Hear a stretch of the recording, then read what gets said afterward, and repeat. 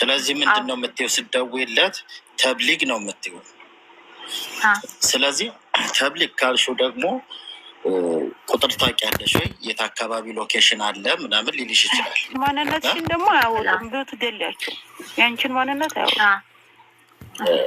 አሁን የሚካበድ ነገር አይደለም። በመሰረቱ የሚካበደው ምን እንደሆነ ታውቂያለሽ? አሁን እነሱ ይሄ ቁጥሩ ደግሞ ትክክለኛ የሚገኝበት በስሙ ከሆነ ነው። ካልሆነም እነሱ እዛ ላይ ጃሃዝ ላይ ይመጡታል። ምንም ማድረግ አይችሉም። እኮ ያወጣው ዞሮ ዞሮ ስሙ ይኸውልህ ወንድሜ ሳኡዲ ማለት ነው። ምን አለ መሰለህ ሳኡዲ የመስመር ምን አለ የመስመር ኦኬ በቃ ታውቅ አስረዳት።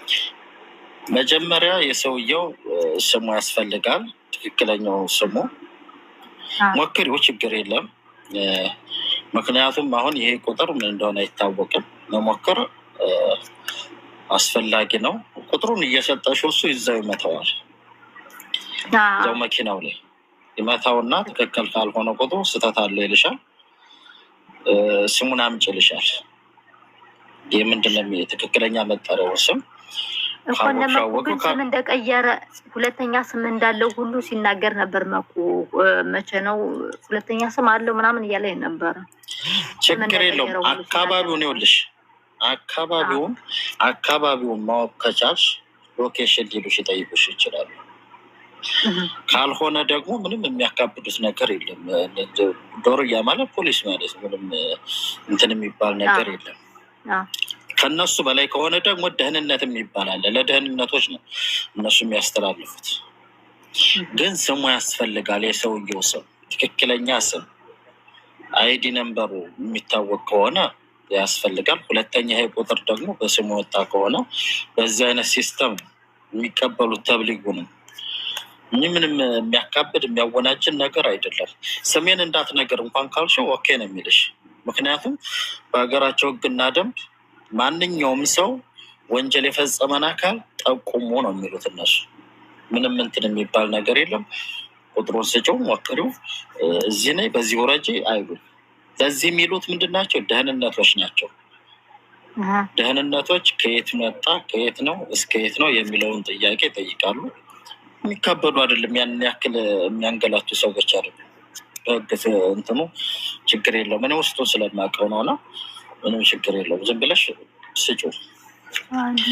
እንደዚህ ኦሪየንቴሽን ሰምቼ ነው እንደዚህ በይዋንች የራሽ ስሙ ይቃማው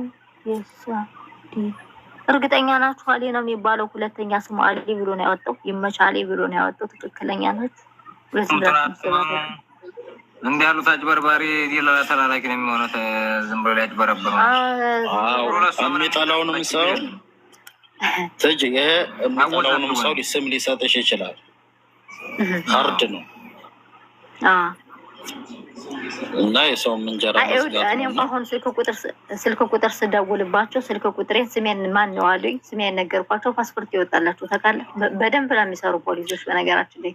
ከዛ እኔ የደወልኩበት ስልክ ቁጥር ማን እንዳወጣው ስሙን ተናገሩ ታውቃለህ። ስሙ እንደዚህ አይነት እኮ ነው ያንቺ ስም አይደለም ሲሉኝ የሴትዮ የስም ነው አልኳቸው። ታውቃለህ አወጡት። ስሙን ራሱ በስነ ስርዓት ያውቃሉ በደንብ አድርገው ማለት ነው። መኪናው ላይ አንቺ ጋማ ያለሻግለም ጋማ የሌለውን ሰው ራሱ የሆነ ችግር ደርሶበት ከዛ ቦታ ሎኬሽን ልከሽ ሆነ ወስፈሽም ሆነ አንቺ ማር ትችያለሽ እኮ ችግር የለውም። እሳቸው ከጉዳዩን እንጂ እንትን ነው ብሎ እንትን የሚባል ነገር የለም። መረጃው ትክክል የሆነ ነገር ራሱ አሁን ምሳሌ አንድ ሰው ወርቆ ከሆነ ከዛ ቦታ ሎኬሽን ሆነ ያለበትን ወስፈሽ እንትን ካለሽ ወደዛ ነገሩ እንጂ ትኩረታችሁ ወደ አንቺ ትኩረት አያደርጉም። ገብቶሻል? ትክክል። እኔም እኮ አልኳቸው እንደዚህ አይነት መረጃ እየተሰጠ ነው ብዙ ጊዜ እህቶቻችን በእንደዚህ መልኩ እናንተ ሳታውቁ በእንደዚህ መልኩ እየተደፈሩ እየተገደሉ ነው ያሉና ይህንን መረጃ ነው ይዤ መጣሁ ምናምን ስለው እሺ የት አካባቢ ነሽ ያንቺ ያለሽበት አካባቢ ምናምን አሉ ጠየቁ ማለት ነው። እና መረጃ ግዴታ ያስፈልገናል። አንተ አረበኛ በደንብ ትችል የለም እንዴ? አዎ እችላለሁ።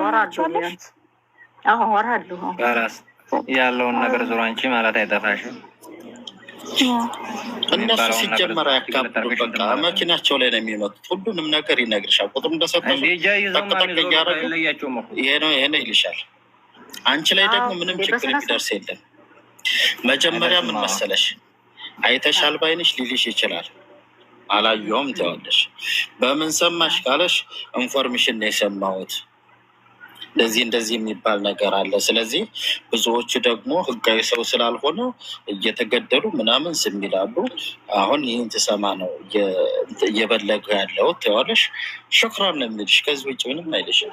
ምንም ያካብድ እንኳን አይደለም ማለት ነው። ቢሮ ላይ ቢጠሩሽ በስነ ስርዓት ነው የሚያናግሩት። የእኛ በሻ ስለሚፈራ ነው እንጂ በስነ ስርዓት ምንም እንትን የሚያካብዱት ምናምን ነገር የለ። እኔ ውስጣቸው ነው ያለው ስለማቅ ነው። ስለዚህ ምንም የሚያስፈራራሽ ነገር የለም። አልፈራም። ሲጀመር ህጋዊ ነኝ እኔ። ምንም የሚያስፈራ ነገር የለም። በስነ ስርዓት ነው የማወራቸው። ዘና በሉ። ያው መረጃ ሲባል ስልክ ቁጥር፣ ፎቶ የሚባለው ነገር ፈልጌ ነው እንጂ እኔ አልፈራም። ሲጀመር ማንም እንዳያዙ። እነሱ መረጃ የሚፈልጉት ምን እንደው ታውቂያለሽ? ትንሽ ያክል ነው የሚፈልጉት። ሰውየውን ከያዙ በኋላ ፍሬ ቁራውን አስረው እንዴት እንደሚጋረፉ የሚያውቀዋል። እንኳን አይደለም እናት ያስገዳሉ። እናት ነው የሚያስገዱት። የዚህ ሀገር ደህንነት እሱን ተይው። ጥቆማ ብቻ ነው የፈልጉት። ብዙ ሰው የሚያልቀው በዛ ነው። ችግር የለውም። ሞክሪው። ስጪው ቁጥሩ። እሺ እሞክራለሁ። አሁን ሰጠዋለሁ። በቃ ቁጥሩን ሰጠዋለሁ። ችግር የለውም።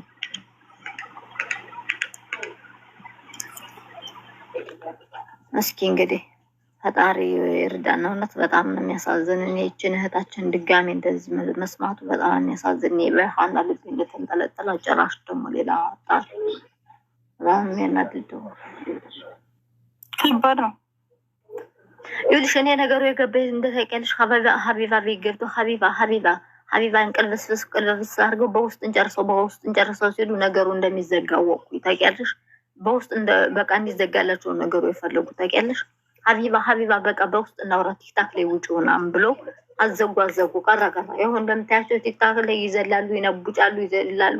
አንድ ነገር እስካሁን አልመጣም። እስካሁን ሰውዬው ይያዝ ነበር። በአረቢ ተወርቶ ነው ቢሆን ለሳውዲ አረቢያ መልእክት አስተላልፈው ቢሆን እስካሁን ሰውዬው ይያዝ ነበረ። እኛውን ተዘዝለን እስካሁንም ፍንጭ እንትን ሳንል ቀርተን እንደዚህ ሰውዬው እጁ የረጀመ እንጂ እህታችንም እንደዚህ ላረጋት ትችል ነበር። ግን እኛው በተዘዛልን እኛው እየተበላን ነው። ይበለን። ሰው አንዱን የጀመረውን ስራ ሳይጨርስ ስለሌላ ስራ እየገባን የምናወራው የሰውየው እርጅም መርዘም ሳይሆን ጅድ ያለ ማህበረሰብ አጋልጦ ስላልሰጠና ያለበትን ሁኔታ ስላላብራራ ሰው የማይደርስ ነው። ሌላ ነገር ሜሪ አንድ ቁጥር መጽፈውን አስገቢያትማ። ፓስፖርቱ ከነመኩ ጋር አለ እያለችሽ ነው። የይመች ከዛ ፓስፖርት ለሜሪ ልኩላታል። አስገቢ አንድ ቁጥር የሚጽፈው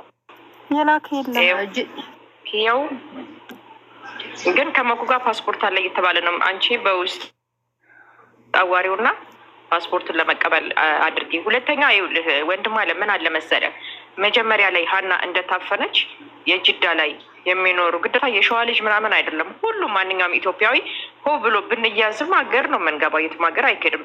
ኤምባሲ ሂዶ ሰላማዊ ሰልፍ ቢያደርጉ እናውቃለን። እዚህ ሀገር ላይ ይደረግ ይችላል። ግን ሁሉም ቢጮ ሁለተኛች ልጅ አትገደልም ነበረ፣ ይያዝ ነበረ። አብዛኛውን ጊዜ ግን እዚህ የደላላ ጉቦ እንጀራ በይ ናቸው።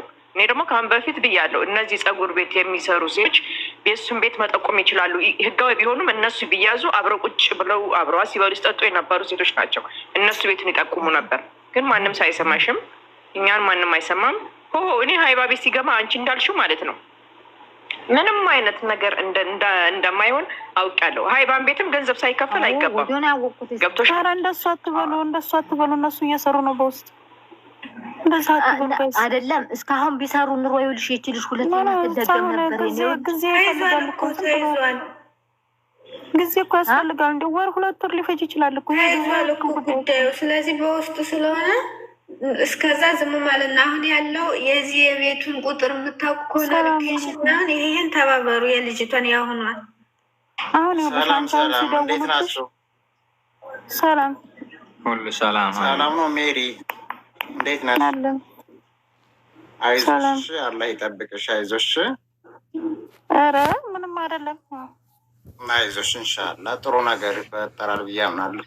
ግን እንደው በነገራችን ላይ ለመኩና ለነሚኪ ፓስፖርቱ ተልኳል። የሆነች ልጅ ገብታ ልካለች። እና ለምንድን ነው ታዲያ የማይሰጡን? እኛ እኮ ህጋዊ ያለን ልጆች እኮ እኛ እንትን እያልናቸው እየፈልግናቸው ነው። ግን እነሱ ፖለቲካ በውስጥ ነው። አሁን መኮን ማናገር የምትችው በውስጥ ነው እኮ ፎሏል። በድሮን ምን እንዴት ተሰርቷል። በነገራችን ላይ ግን እሺ፣ የመኩን ስልክ ቁጥር የመኩን ስልክ ቁጥር የምታውቁ ማለት ስለሌለኝ እሺ፣ የመኩን ስልክ ቁጥር የምታውቁ እንደዚህ አሁን ይቺ ልጅ አሁን እንደዚህ ወጣች እንጂ ከእሷ በፊት ብዙ ልጆች ያልቃሉ፣ ይገደላሉ ብዬ ነው የማስበው። በዚህ አይነት እንደዚህ በቃ እነሱ እሱን